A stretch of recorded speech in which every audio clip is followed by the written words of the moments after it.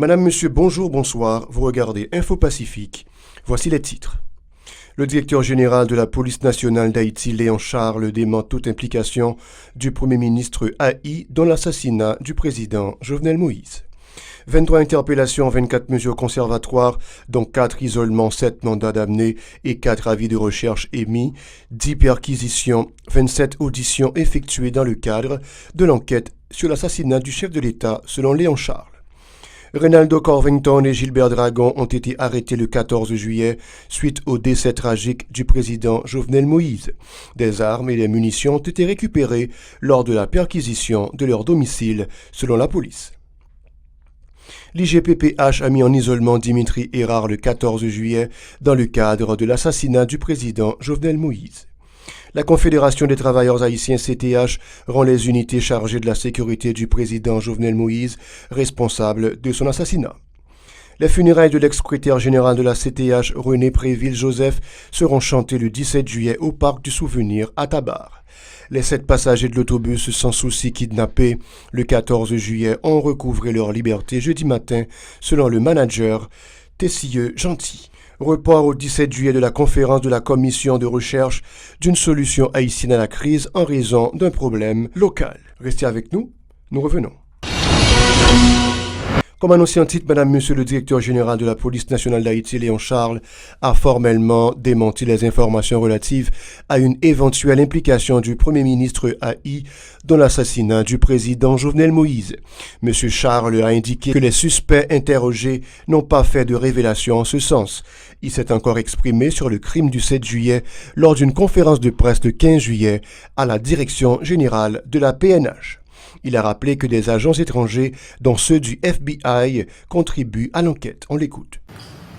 La PNH porte un démenti formel aux allégations qui veulent faire croire que les enquêteurs haïtiens et étrangers qui travaillent sur l'enquête relative à l'assassinat du président de la République, M. Jovenel Moïse, auraient trouvé des indices ou informations qui impliqueraient le Premier ministre haï, Claude Joseph, dans cette affaire.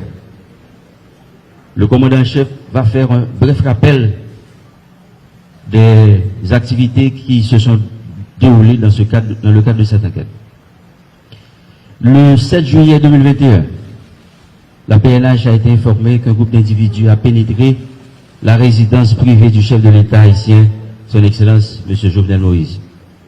Ces malfrats l'ont lâchement assassiné. Une fois informé, la PNH s'est mise en branle où plusieurs unités ont été déployées en vue d'appréhender tous ceux qui ont participé à cet acte. 23 interpellations, 24 mesures conservatoires, dont 4 isolements, 7 mandats d'amener et 4 avis de recherche, émis, 10 perquisitions, 27 auditions effectuées dans le cadre de l'enquête sur l'assassinat du chef de l'État, selon Léon Charles. Par ailleurs, le DG de l'institution policière a lancé une mise en garde contre ce qu'il appelle tentative de diversion dans le cadre du drame de Pellerin 5. Ses propos. Pour le moment, la PNH a procédé à l'interpellation de 23 individus qui sont impliqués dans l'assassinat du président, dont 2 haïtiano-américains, 3 haïtiens, 18 colombiens. Il est à noter que 3 de ces malfrats ont trouvé la mort. La justice a lancé 7 mandats d'amener et 4 individus sont recherchés. Plusieurs auditions ont été réalisées par la DCPJ. 10 bâtiments ont été perquisitionnés autour de l'enquête judiciaire. Et sur le plan administratif, 24 mesures conservatoires ont été prises à l'encontre de plusieurs policiers et responsables d'unité et 4 sont placés en isolement. 27 auditions ont été déjà réalisées. La police bénéficie de l'accompagnement technique des enquêteurs du FBI et plusieurs autres techniciens étrangers. Les indices et autres informations collectées dans le cadre de l'enquête ne révèle aucun lien avec le Premier ministre en place et les suspects n'ont fait aucune révélation en ce sens. Concernant toujours la PNH, il faut indiquer que mercredi, dans l'après-midi, Léon Charles a fait état de l'arrestation de Reynaldo Corvington et Gilbert Dragon le 14 juillet, suite au décès tragique du président Jovenel Moïse. Léon Charles a indiqué que des armes et des munitions, ainsi que d'autres matériels ont été récupérés lors de la perquisition de leur domicile. Plus loin, Léon Charles a confirmé que des avis de recherche ont été lancés contre Badio Joseph Félix, l'ex-sénateur John Joël Joseph, Jaha Rodolphe et Désir Gordon Fénil pour leur implication présumée dans l'assassinat du chef de l'État. Selon le directeur général de l'institution policière, Badio Joseph Félix avait loué une résidence non loin de celle du président de la République, ajoutant que l'ex-sénateur John Joël Joseph aurait coordonné la rencontre avec les mercenaires présumés.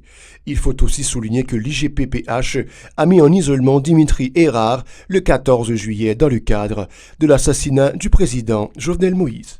La Confédération des travailleurs haïtiens CTIH attribue le décès tragique du président Jovenel Moïse à une mauvaise gestion des unités chargées d'assurer sa sécurité. Selon l'un des responsables de l'organisation syndicale, Rico Pales Dolce, les agents de sécurité du défunt auraient créé la brèche exploitée par ses ennemis pour l'assassiner. Toutefois, il prône le dialogue au sein de la classe politique pour éviter au pays une éventuelle occupation de plus par des troupes étrangères. Rico Pales Dolce au micro de Yosh Rezil et Wilkins Moïse. Et c'est là que camarade René Préville Joseph, secrétaire général nous, donc il tombé suite à une infection de coronavirus et finalement manque d'infrastructure, manque de soins fait que camarade nous l'y aller. Funérailles camarade René Préville a fait samedi si Dieu veut à 7h. C'est dans Pâques du souvenir. Donc c'est dans Pâques du souvenir que funérailles camarade René Préville de regretter mémoire, secrétaire général nous, un rude combattant pour amélioration, conditions de vie et de travail de tout travailleur haïtien. Et pas ça que dans le syndicat seulement non. Depuis c'est un monde qui travaille dans quelle que soit institution en Haïti, camarade René Préville te souhaite ouais, ils ont aller mieux pour travailleurs yo. Les funérailles de l'ex-secrétaire général de la CTH, René Préville-Joseph, seront chantées le 17 juillet au Parc du Souvenir. À Tabar, a annoncé Rico Pales Dolce. Monsieur Joseph, qui avait contracté le Covid-19, est décédé en raison de la faiblesse chronique du système sanitaire du pays, a dénoncé Rico Dolce. Le syndicaliste a indiqué que le défunt avait consacré sa vie à la défense des droits des travailleurs et travailleuses. Le sort de ces derniers ne s'est pas amélioré jusqu'à ce jour, se désole M. Dolce qui a promis de poursuivre le rêve de son ancien collègue. Il est toujours au micro de Gérard Hirsch-Rézil et Wilkins Moïse. Donc, camarade René Préville, il était toujours à parler de l'état de droit, il était toujours à parler de bonne gouvernance, ces deux bagailles que il était toujours à bataille pour eux. Il était toujours à parler de l'état de droit, il était toujours à parler de renforcement de l'institution étatique. Donc, qui prend en conclusion coûter la mort président, qui pendant bon nombre de temps, pas prend en responsabilité pour te renforcer l'institution étatique, institution sécuritaire, la police, l'armée. Donc, pour que vous soyez capable de répondre aux désidérata sécuritaires de la population haïtienne. Donc, voilà, pendant que l'ité pensé c'était bon affaire, affaiblir les institutions étatiques pour que lui-même était capable de renforcer. Et voilà, il est tombé de propre stratégie. Les 7 passagers de l'autobus sans souci kidnappés le 14 juillet ont recouvré leur liberté jeudi matin, selon le manager Tessilleux Gentil. On ignore si une rançon a été versée ou non. Toutefois, M. Gentil a indiqué que les bandits les auraient libérés par pitié, ajoutant que les ex-otages sont tous sous le choc. La conférence de la commission de recherche d'une solution haïtienne à la crise est reportée au 17 juillet en raison d'un problème de local. La responsable de la dite commission, Magali Georges, a évoqué des menaces dont serait l'objet le propriétaire du local où devait se tenir cette activité. Écoutons ses explications dans une interview accordée à Murdy Joseph par téléphone. La conférence qui était initialement prévue pour aujourd'hui, hier, on est obligé de renvoyer parce que côté nous était réservé pour nous faire conférence annulée à la dernière minute. Or, préparation qui était faite là, on a de l'autre côté, on a commencé avec toute logistique et conférence, c'est permettre nous pas d'être bien sans pour nous faire aujourd'hui. C'est comme ça nous renvoyer pour samedi, il y Il y a des pressions qui ont exercé sur l'espace qui t'a pour ordinairement qui recevoir monde qui ne pourrait pas recevoir les conférences. Ce qui est clair, on a continué nous-mêmes parce que c'est un pays qui n'a pas de pour nous, enfin, nous sommes du pays à la salière, là, mais une grosse possibilité pour le faire samedi 17 juillet. Plus loin, Magali Georges a indiqué que la dite commission est en mesure de soumettre aux intéressés sa proposition relative à une issue favorable à la crise. Elle souligne que divers secteurs ont été consultés dans le cadre de ces travaux. Magali Georges croit qu'il est opportun de donner au pays une nouvelle orientation politique. Nous rencontrons tout pôle politique, toute tendance politique, nous sommes allés depuis Dessalines et Famille Lavalas, MT, Fusion, peut-être ensemble avant, en passant par mon Pôle Union, DNP, et tout ça jusqu'à PHTK.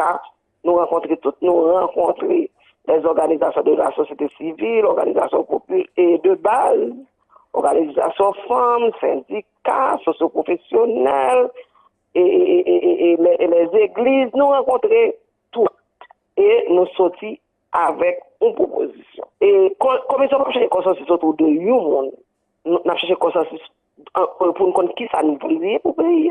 Les États-Unis ont fait don de 500 000 doses de vaccins anti-Covid Moderna à Haïti, une initiative qui entre dans le cadre du programme COVAX mis sur pied par l'Organisation mondiale de la santé OMS pour venir en aide aux pays à faible revenu comme Haïti. Tout récemment, le président Joe Biden avait promis l'aide de l'administration américaine aux pays nécessiteux afin de pouvoir mettre en place leur campagne de vaccination contre l'épidémie de COVID-19. Dans l'international, le Premier ministre désigné au Liban, Saad Hariri, jette l'éponge. Il a annoncé jeudi qu'il renonçait à former un gouvernement près de 9 mois après avoir été nommé et au moment où le pays est confronté à la pire crise socio-économique de son histoire. M. Hariri avait été désigné Premier ministre en octobre 2020 et devait mettre en place une équipe censée lancer des réformes indispensables pour débloquer notamment des aides internationales cruciales. Il a indiqué jeudi à la presse avoir rencontré le président Michel Aoun qui avait réclamé des amendements à la liste du gouvernement, changements auxquels il était opposé. Je cite, « Il est clair que sa position n'a pas changé sur le sujet et que nous ne serons pas en mesure de nous mettre d'accord », a-t-il indiqué.